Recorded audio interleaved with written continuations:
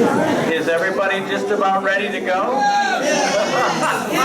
So enthusiastic. All right. Okay, before I call the meeting to order, Jan Breitmeyer had an announcement she wanted to make, so let's quiet down and Jan's going to make her announcement. Hi. The teddy bears that Wendy and I have for people who are hurting or sick decided they could brave the cold this morning, and so a group of them are back there on the table. And if you know of anybody who's sick or hurting in any way and could use something to cuddle and keep them warm and happy, please help yourself. There are all kinds, large, small, and different colors. Just please help yourself if you know of anybody. It would make you feel good. All right? Thank you. Thanks, Jan. Appreciate that.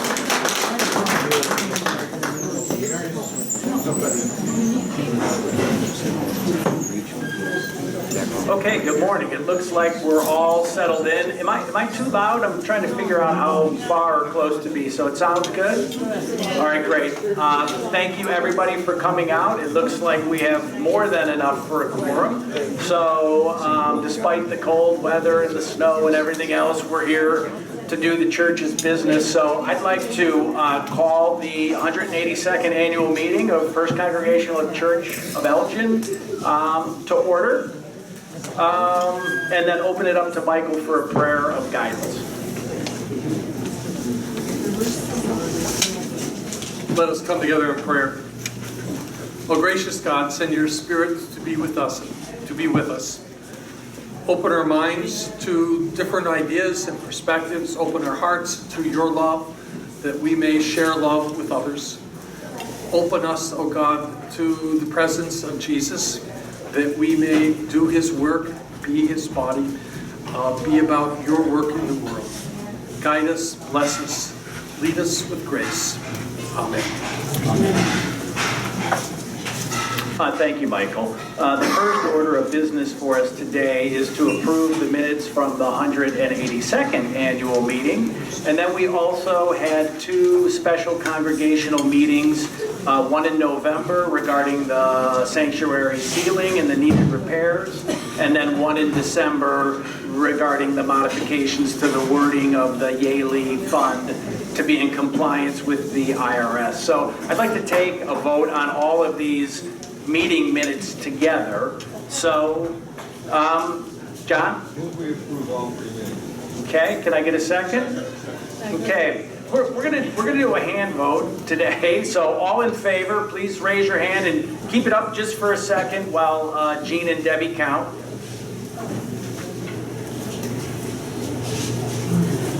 Count quicker, Debbie.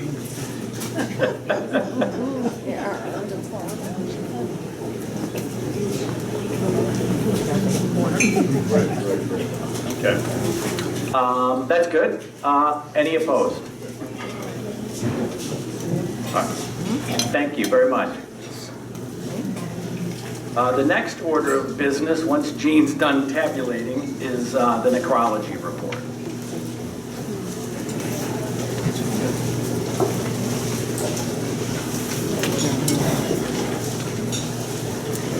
We had 4 of our disciples leave us this year.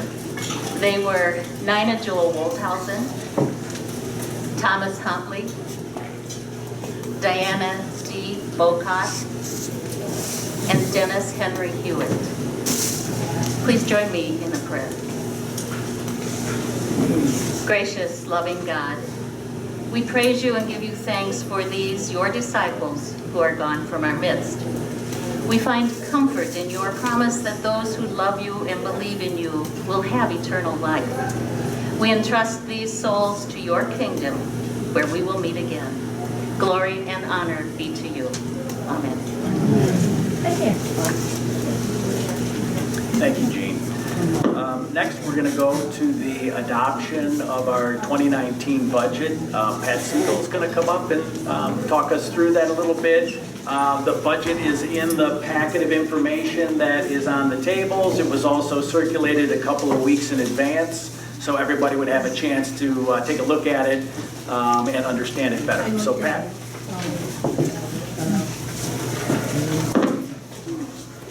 Everybody can hear me? Okay. Budgets are fluid documents. That means what you see in front of you isn't necessarily how the year is going to end up. Because we are going to be entering into a search for a new pastor, I can tell you right now, we're probably going to need to revisit this budget sometime between now and the end of the year. So this is not cast in stone. And lucky for you, I'm not going to read every line item on this budget because I assume that you have had a chance to take a look at it. But just to give you some highlights on the budget, and then when I'm finished, if you have individual questions regarding any line item that you see, you can ask those questions. So first of all, the good news is on our pledged receipts for next year, we budgeted last year $204,000. We received $211,000. And our pledges as of this moment are $203,000. So we're pretty much on target this year for pledges as we were last year. We've decided to take a leap of faith and increase our unpledged receipts line item from $33,000 that we received to $42,000 this year. It is a leap of faith because we didn't get it last year, but it's really hard to predict on that line because those are people who just drop money in and identify themselves, but they're not members of the church and they don't pledge. So some years we have more, some years we have less. So bottom line, and then there's some other additional items that I'm not going to read through them. You can ask questions if you don't understand them. Basically, the things that are highlighted in the yellow are things that we fund outside of the operating budget. For example, our Christian Ed, we take the money from our Embry fund and we pay for our Christian Ed through the Embry fund. And the same thing with additional staff for Christian Ed.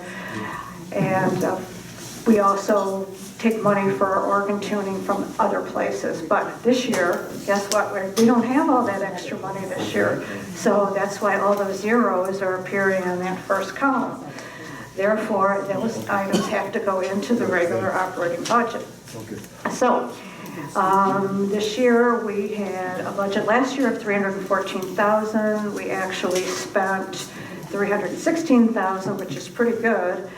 This year our budget is reduced to $292,000 for our income, on the income side. On our revenue side, on our operating expense side, last year we budgeted $404,000. We only spent $374,000. This year we're only budgeting $334,000 for our expenditures. So this year, what is our deficit going to look like? Well, last year we budgeted $89,000, and this year we actually only ended up with a deficit of $57,000. This next year, we're hoping to only have a $41,000 deficit for this year. So I'm not going to read through all of these other line items. Basically, we're looking at a reduced budget of about $40,000 less this year than last year. And that was, we tried to be as economical as we could possibly be. In addition, what we did was we did not cut any ministry expenses, but what we did was we gave them exactly what they spent last year as opposed to what they asked for this year. So that's the difference in those ministries. It's not that we cut them out, it's because we just are giving them what they actually use. So I would like to open this up for questions on any line item that you have a concern about, and we can talk about it. No questions? That's good. Okay, so I have to... Okay, so I'm going to make a motion to accept the 2019 budget proposal. Yes. Accept. Okay, second? Matt, okay. So, And, yeah, go ahead. go ahead. Yeah. So We'll do a show of hands again. So all in favor of adopting the 2019 budget as proposed?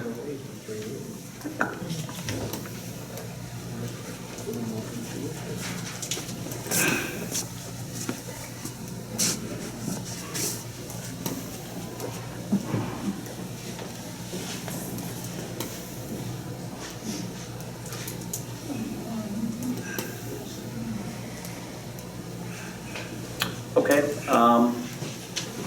Any opposed? Okay, motion carries. Great, thank you. Next up, we're going to talk about some of the needed repairs to the building, and Paul Turk is going to guide us through that, chair of the Ministry of the Building.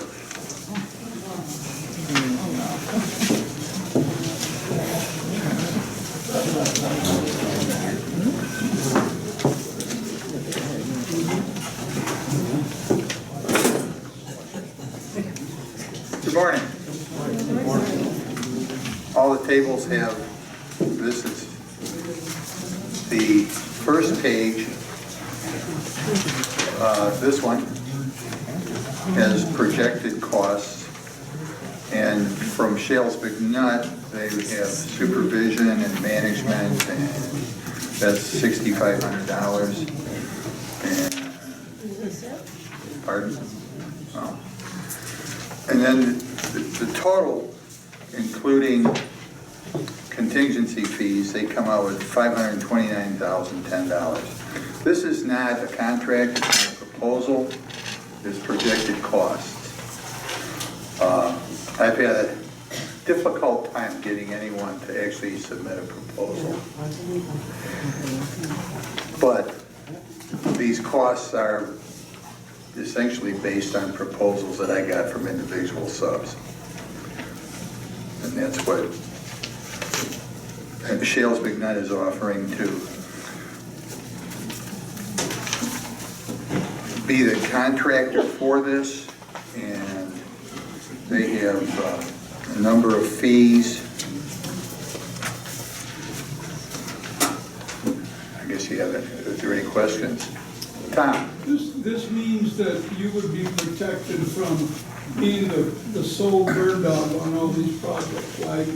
That somebody If we hire a general contractor, yes, and this, to work, make sure it gets done. right, and I don't plan today to propose that we hire Shales McNutt. No, but I mean, the intention is that it will not just fall to you, right? Because I don't think That's one of my hopes.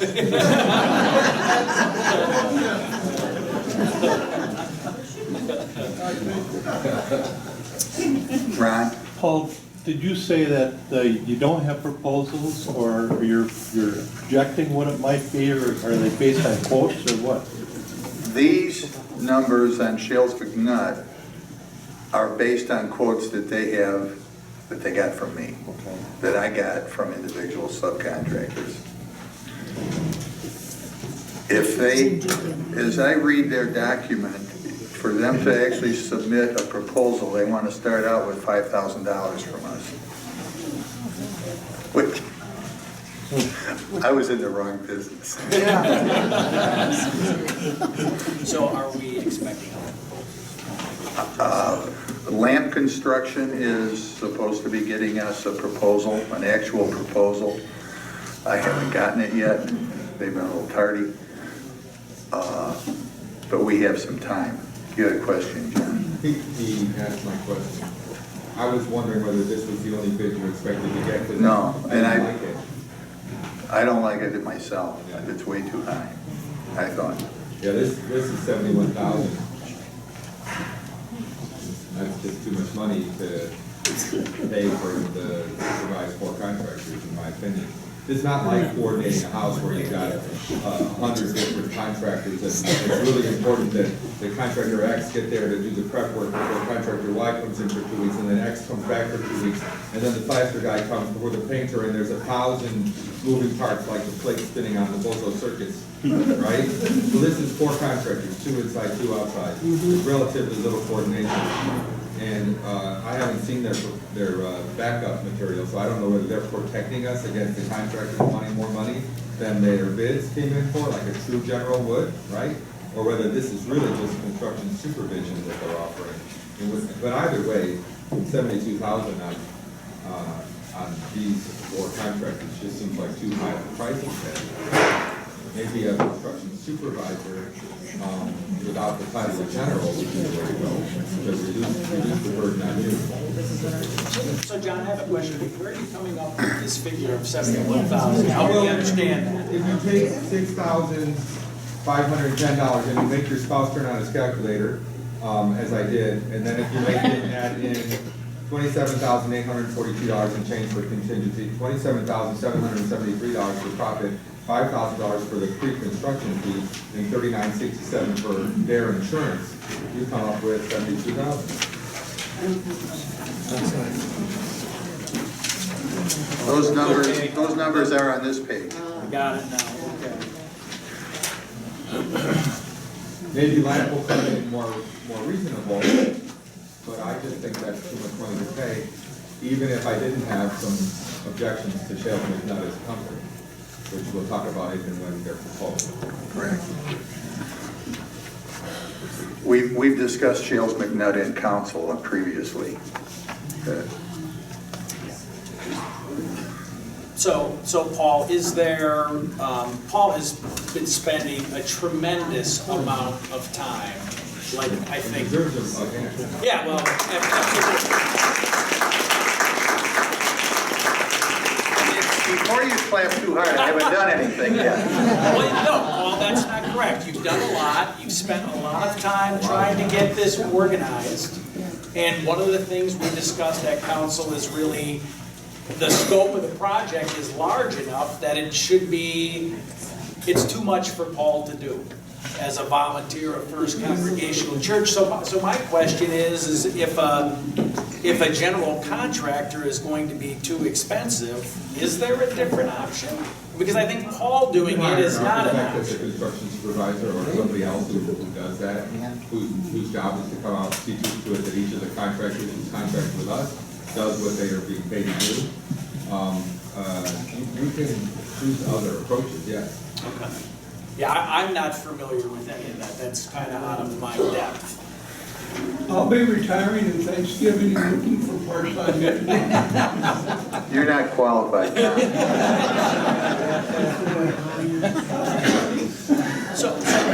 So, Paul, I would like you to address the scope of the work, because we had this special congregation meeting in November when we had the collapse of the plaster, and we talked about an outlay to get that fixed, and we passed a measure. I think what we're looking to do today is, we've discovered that really the roof needs to be repaired and replaced, and that should be done first before we do anything inside the sanctuary. Right. So, I think we're hoping that we have enough information before the congregation today to get approval on a dollar amount that would represent. That's what I was hoping to accomplish today. And then to approve a budget number. Right. A number that then we can have something to work with when we do hire a general contractor, and we don't have to go through this again. So Paul, your motion would be to have a budget approved equaling the number that's on that document, $529,010.13. No sense. No sense for the congregation to approve here today, so that we can continue to do the work of refining the bids. And then as long as we're staying within that budget, we can move forward at a timely basis. John, you had a question? No, I want to make a motion. This number, $529 and $10, not quite sure what the $10 is for. That includes $6,510 in field supervision and project management, which is the actual cost Shales McNutt proposes to spend to do this work.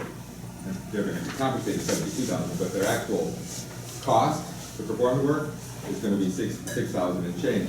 I don't know that you could hire a construction manager or a construction superintendent for $6,000. I think if we approve the 4 base contracts plus $6,000, we're not giving the Ministry of the Building enough to work with to actually go out and get assistance in doing this work. I think we should approve a higher number, but a number less than 593 or 693, whatever it is. 593, 593. I would propose that we approve $540,000, including construction management assistance, so they have a little cushion to go out and negotiate and get that help, and not have to come back to us if it costs more than $6,000. Okay. Thank you. You're welcome. So that would be your motion then, John, to My motion approve a is to give budget? them 540, including supervision and management. Okay. Can I get somebody to second, John? I'll second. Okay. So then we'll take a vote of hands. So, sure, I'm sorry, yeah. I'll make a point of discussion. I think we probably should discuss how we're actually gonna fund this. Right. Because it's not all gonna come out of the Yaley fund. There's approximately $430,000 in the capital fund right now. Pat, I have to say that Paul was just given this bid information on Friday, so we haven't had a lot of time to talk. But Pat and I did have a little conversation this morning, so. Yeah, I just saw this yesterday, so it kind of knocked my socks off, but not surprising. We do have another trust fund aside from the Yaley fund, and that's the F.C.C. trust. And that money is not restricted. And I don't know, because I didn't have a chance to speak with anybody at the bank to see how much is in that fund and how much we actually have in capital. We cannot deplete all of our capital money because we need that during the year to fix other stuff. But we do have at least, last time I checked, about $1 million in the F.C.C. trust, and that money can be used for that purpose. It's not restricted. So you kept, yes. What's the additional money that's going to be received from the trust this year? And when are these projects expected to be concluded and the final payment made? Well, that, I certainly have no idea about that. End of summer? But they, yeah, Seriously? yeah, Yes. yes, yeah. When do we get our next check from the trust? Pardon me? When do we get our next check? Monthly. Okay, our next check, we get checks from the trust quarterly. So our next check would probably be at the end of March. Now, you have to kind of understand that we fund our deficit from the money that we get in interest from the Yaley fund, and that money is capital money that we're spending. So as we spend down that money, the $40,000 that's on the budget, that money we have to subtract out of the capital balance, whatever that happens to be, which I don't know what it is really right now. But I'm thinking the bulk of that money, at least whatever down payment we have to make to get the work started, will probably come out of the F.C.C. trust, which is totally separate. That's the merger of all those little trust funds that we had a few years ago. We kind of just took them all and lumped them into one. Yes, John? How much do we expect each quarterly check to be? That would be out. It's on the budget. I didn't bring it up. It's a little bit less. It's about, okay, hang on a I second. thought we were asked to go up to 5% this year. But that's on the Yaley trust.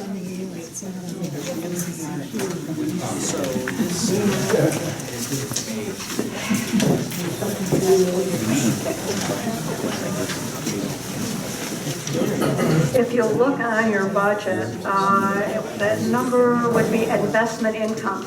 We are expecting to get $35,000 this year. On that first little section where it says investment income for operations, that's the distribution that comes out of the Yaley trust. And it's a little bit less because obviously the market has not going to be doing as well. Yes. You said the Yaley trust, you meant the F.C.C. trust, right? Yeah.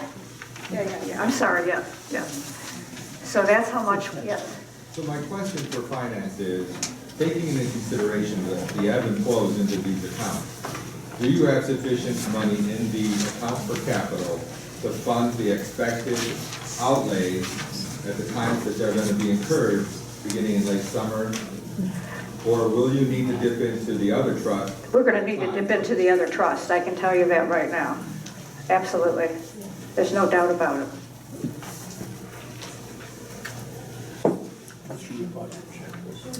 Any other questions?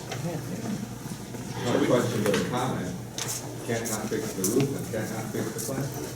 Right, understood. So we do have a motion on the floor that's ready for a vote, and that's John's motion to approve $540,000 budget towards the repair of the building and the sanctuary as outlined. I'll second. Mary, Mary, I We second. already got that. Before the questions called for, does that mean that you would be considering the possibility of a capital funds campaign to raise the additional money from contributions? We could consider that, yeah. I mean, you can't pay money that isn't there. Well, there's money in the F.C.C. trust. Right. We might want to have a capital campaign for phase 2. Right. Right, that was what we were talking about at council. So that would be after some passes. Any other questions or comments? Go What ahead. is phase 2? Renovation. The renovation of this wing. Yeah, and just real quick on that, so Paul had formed an ad hoc committee of folks that are meeting to gather ideas of things we'd like to do, things that need to be done, things they'd like to see done, and then understanding costs and budgeting so that when it comes time to raise funds for that, we've got a target and a plan, and people can understand what we're raising funds for. But that's pretty far downstream. Okay. All right, great. Then I'm going to ask for a show of hands approving the motion for $540,000 budget. All in favor?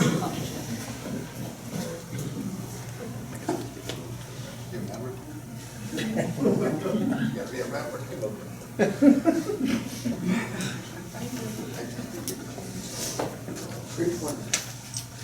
Okay. All opposed? Okay, motion carries. Thank you, Paul, for all your hard work. Okay. All right, Michael, I'm going to ask you to give your senior pastor's report.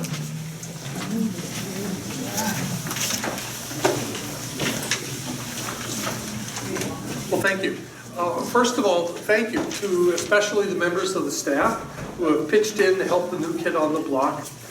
Pam, Rich, Jean, and especially Lois give much to this congregation and deserving of your gratitude. They work far longer than we pay them to work, and they do more than they technically are obligated to do out of love of you and love of the ministry of this church, and they deserve our gratitude. Yep.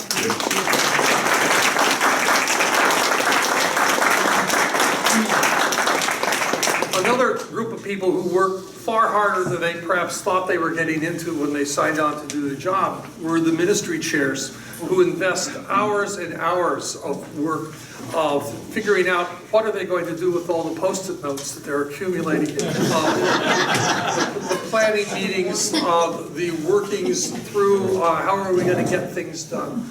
The church exists by its mission, and its mission exists by meetings. And they are doing the work to make us a better people. I express great gratitude to them and to Dennis and to Sherry as we still live into a new constitution and bylaws to advance the work of the church. And I thank them as well. I've written some reports about the need for some kind of spiritual life committee to be a dialogue partner and program developer on matters of worship and pastoral care. And if you'd like to be a part of that, sign up, and we'll have a sign-up sheet before you leave the meeting. We'll also be doing an R&R revitalization approach to our Christian education department, which we didn't do that with during the formal program. We'll be doing what's called an appreciative inquiry, asking all the participants what they like about the program so we can build off strengths. And then we'll be hosting a meeting of all the other churches in the UCC in our area, asking what's working for you in Christian education, because we will steal from anybody. And finally, great thanks to you. for bringing me on board to work with you as you prepare for your next senior ministry. You do interesting work, you're fascinating people, and there's always passion that can be counted upon. And I thank you. It's great fun being with you.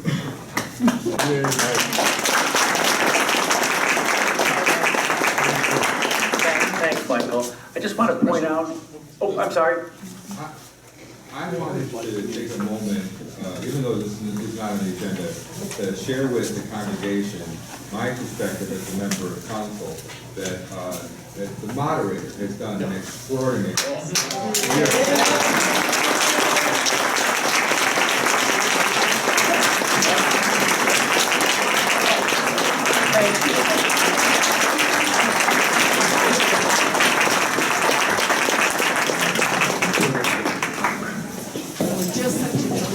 Well, that was nice of you, John.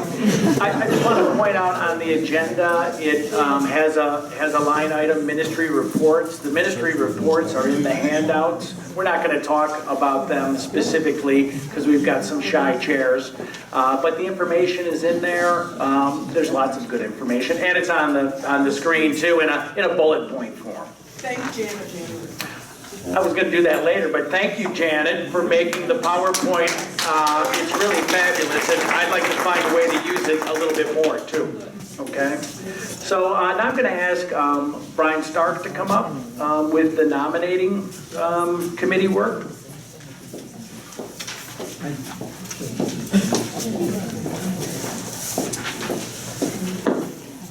All right. First, I want to thank the Governance and Nominating Committee. This was a kind of a combined group this year, and kind of what's been alluded to in other ministries. We weren't quite sure what we were in for when we got started, but the work that we've put together here is starting on page 12 in your packet if you want to take a look at that. And we've worked very hard, really since October, of starting the whole nominating process. And it's been a lot of work, and in fact, up until this morning, walking in here, we've been looking at names and making some changes. So what we are going to do, as has been past practice, is to actually run through each of the nominations for each of these ministries and committees. So I'm going to ask if you'd like to follow along to turn to page 12. And before I go through each of these, a word very quickly, it's referenced up at the top in the explanation. In order and because of the changes to the ministries that happened last year, we had to re-stagger the requirement about people serving for a certain length of time on each of these nominating committees, or each of these committees, I should say, in ministries. So those people were all notified of that, and we've had people respond back to that, so I think that's correct, but that may be why there were some changes from last year between how long you would be serving on each of these committees, so that we're staggered and not everybody's coming off of a ministry all at the same time and having to restart. It's a staggered thing so that we can keep some continuity going. So as moderator, Dennis will be taking over that, or continuing that position, and Sherry as vice moderator, Judy as treasurer, and Jean Roethlisberger as secretary and clerk. For the council members at large, we have Wendy Breitmeyer, John Dalton, Mary Hewitt, and Beth Mitchell. For Ministry of the Buildings and Grounds, we have Ron Banward, Sid Bocott, Mike Halfpenny, Chris Norman, Don Patterson, Kurt Perrin, Kurt Phillips, Steve Stoffaker, and Paul Turk. For Ministry of Faith Formation, and there are different kind of sub things that happen underneath that umbrella of faith formation, so just so that we're clear, Sandy Dalton, Ellen Henderson. A correction here is that Lauren Jackson has asked to, and has withdrawn from that, so we want to scratch her name there. Katie Kamenjarin, Sharon Lyle, Beth Lindquist, Kathy Mao, Dawn Schmid, Paul Stocksdale, Sally Zudi, and Natalie Underhill. Under Ministry of Finance, and again, there are different categories that kind of come under that umbrella, but Steve Aldred, Jerry Constantino, Mary Ellen Flax, Tom Howard, Lynn Humbrecht, Pat Josias, and Judy Leaf. And I'm just going to say a quick word that we still need people for stewardship. It's an extremely important thing that's happening, and we cannot do that with just 2 people, and currently that is what we have. So if you have any inclination, please talk to me or any member of the nominating committee or Tom for that matter, because we do still need people, and we will still be working on refining some of this to try to get other people involved with that. Tom, did you have something you wanted to add? Let me make it very clear that people don't want to be on the stewardship committee because they don't want to talk about money. But the only people who are guaranteed to never have to talk about money are the people on the stewardship committee, because we go and recruit people to stand up in church and talk about money. So if you don't want to talk about money, and you only want to say thank you to people who give money, join the stewardship. Thank you, Tom. Good work. Keep that in mind, that was one of your fears, so thank you. Oh, and on the back, I missed two names, sorry about that. Pat Siegel and Bonnie Turk are both on there as well. For governance and the nominating committee, Wendy Breitmeyer, Lauren Jackson, actually Lauren should be taken off that as well, excuse me. Rich Jacobs, Carrie Jackman, Mary Kirkman, Sally Lopez. Tom Powell is also asked to withdraw from that committee, as he's going to be doing the search committee. Pat Siegel, and then myself.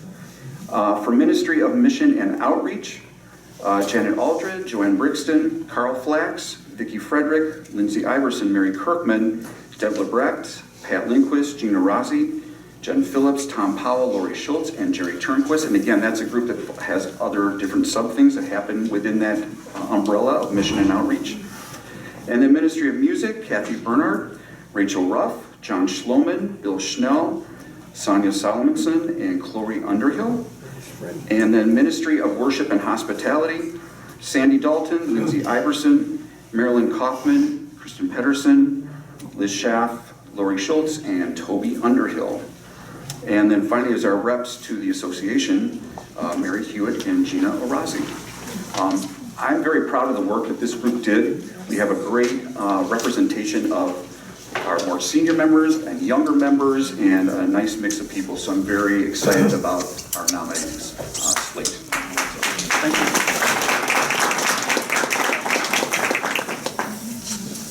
So I'd like to ask, I'm sorry, John, your question? Okay. All right, great. And can I get a second? Okay. Who did you second? Yeah, I know.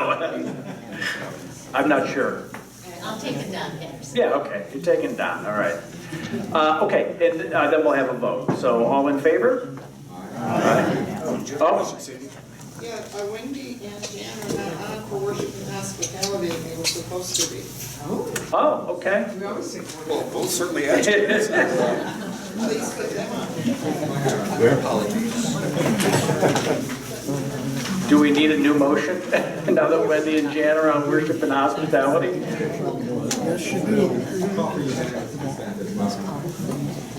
One more thing, it's not Toby, it's Dakota. No, it's Toby. Nope. When did they switch? Well, do we want to add both? Toby, I heard from Toby that he was willing to do that. Yeah. Well, then they're both on. It's been Dakota. So we'll make it a family thing? Yeah. Is that what we're doing? Put them both on there, all right. Okay. All right, so a motion to approve the modified nomination committee report. Can I get that, John? And a second? Second. Okay, great. So all in favor, please raise your hand.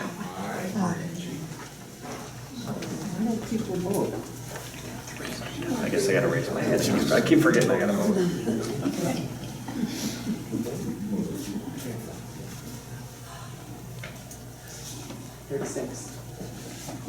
Okay, that's good. Any opposed? All right, great. Motion carries. Thank you. Thanks, Brian. Okay, now Tom Powell is going to come up. He was on the Mission Grants Committee, and he's going to give us a rundown of the grant recipients this year. Tom?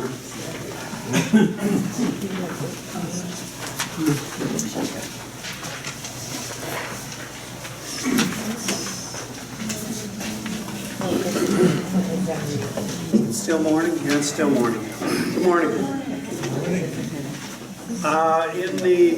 In your packet on page 19 is where the mission grants information starts. It goes through the you know, over the year, we meet, we talk, we meet, we talk, we meet, we talk, we set our goals, we put it into the website, we ask for grant requests. This year we got approximately $165,000 worth of grant requests. At the time we made our list, the amount of money that the Finance Committee said that we could deal with was $114,000 and change. We came up with a system of rating the grant requests according to what they were asking for, where it was supposed to be going, and with our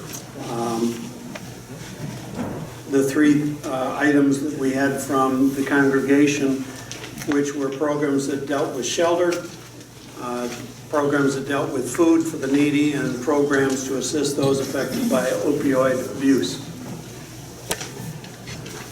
I'd like to mention that with Dennis's passing, our committee had, Dennis was a great source of information, a great source of inspiration. He was committed to the things that meant something to him, and it was a great loss for our committee when he passed this fall. On the next page, on page 20, and continuing on page 21, our recommendations. We recommended these to the council.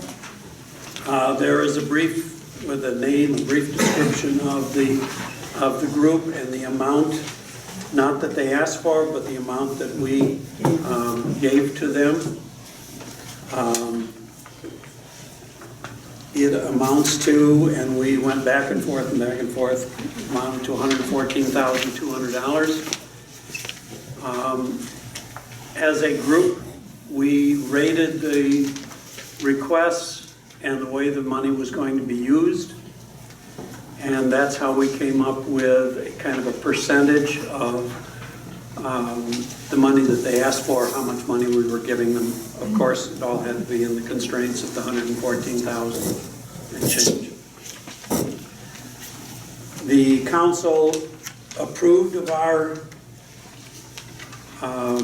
suggestions, and we now bring those to you. Our website goes out to the entire world. We got requests. There were basically 18 requests. 10 out of the 16 that we funded were local. 6 out of the 16 that we funded were from the greater Chicago area. We did not receive any requests from out of state, out of country organizations. So this is what we have suggested. This is the amounts that we are suggesting to give. With the congregation's blessing, we can cut checks on that later in the week. Okay, so just hang out. Okay.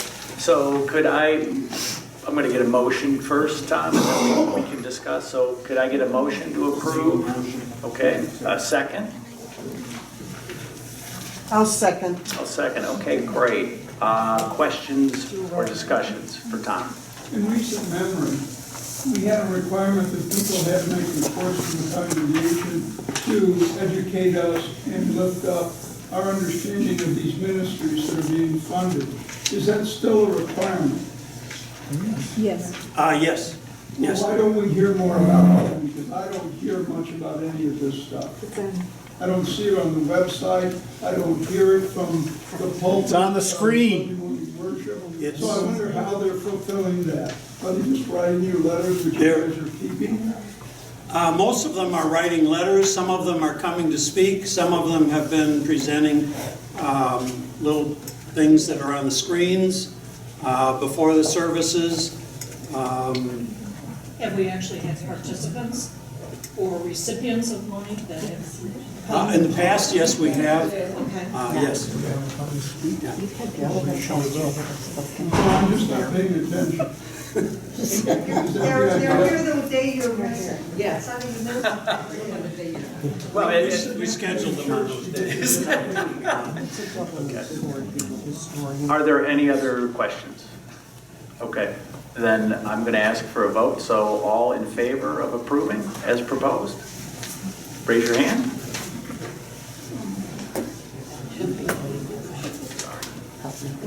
Stand up here, you forget.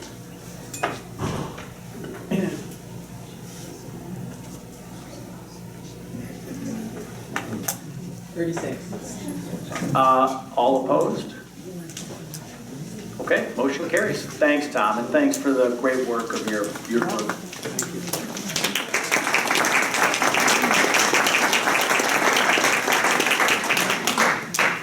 Okay, rolling right along. I'm going to read off some names, and I'm going to ask those folks to stand and be recognized. Church Council has selected and approved an interim pastor, or no, settled pastor search committee, sorry. And the folks that are going to serve are Jerry Turnquist. You guys, why don't you come on up? Good idea, Lois. You're full of good ideas. Come on up, Jerry. Jennifer Green. Anna Canoni. That's Anna Mitchell. I don't see it. Okay, Anna stayed home. Brian Stark. Mary Kirkman. Tom Powell. Wendy Brightmeyer. Kathleen Bao. And then we have two youth that are going to serve as well, Claire Noland and Toby Underhill.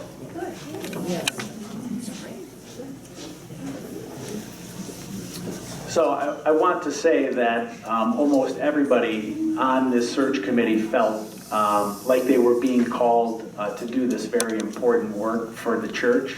I think we have a great cross-section of young and old, and everything, and everything else in between. So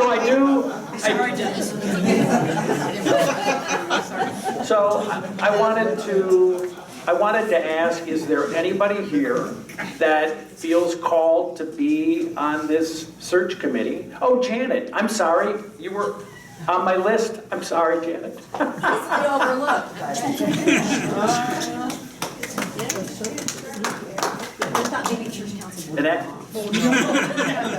Janet's the bridge because she did this once before. Yeah, she's the experienced one. So again, I'll ask: is there anybody else here today that feels called to be on this committee?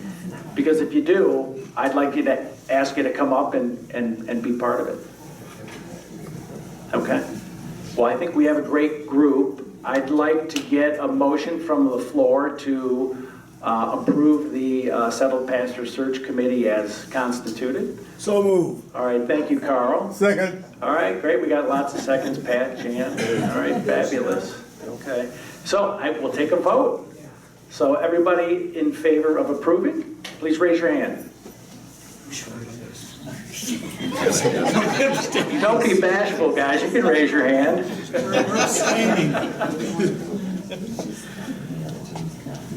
They like each other right now. Right. I guess if there was a time to say that, that was probably the time. So. Just joking. Okay, that's great, guys. Any opposed? That'd be a brave hand raise. All right, great, motion carries. And I just want to let you know that this group is going to get started with James Olson in February. All right, thank you so much.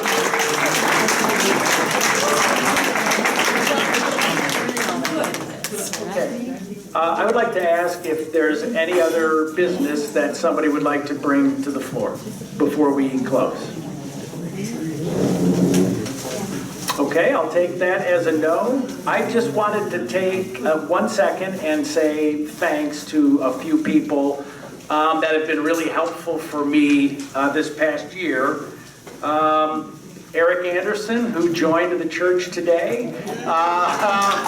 acted as a consultant for board governance and training, and he did a fabulous job, and it's wonderful to have you as part of the congregation, Eric, so thank you very much for that.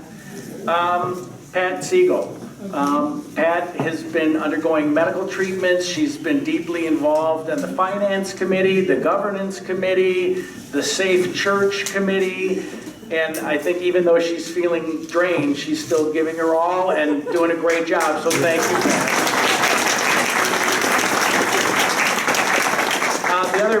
I'd also like to recognize Brian Stark. Brian stepped up to chair and lead the governance committee when we really needed somebody to do that, and they've done a tremendous amount of work. And that group has a tremendous amount of work to do in 2019, and Brian's got them set up to get that done nicely. So thank you for that, Brian. I also wanted to thank Pam Patterson. So since Michael joined us, there's been a lot of change in her responsibilities and the roles that she's fulfilling, and she's done that with a lot of understanding and grace, so thanks. The other person I wanted to thank is Judy Leith. Judy spends countless hours making sure that the funds that support this church are taken care of properly. And then she's able to report that financial information to the congregation in a way that makes it easy for us to understand it, and that's really important. So Judy does a great job. So thank you everybody for coming, greatly appreciated. I think I need a motion to close the meeting. All right, a second. All in favor? All right. Thanks everybody. Thank you.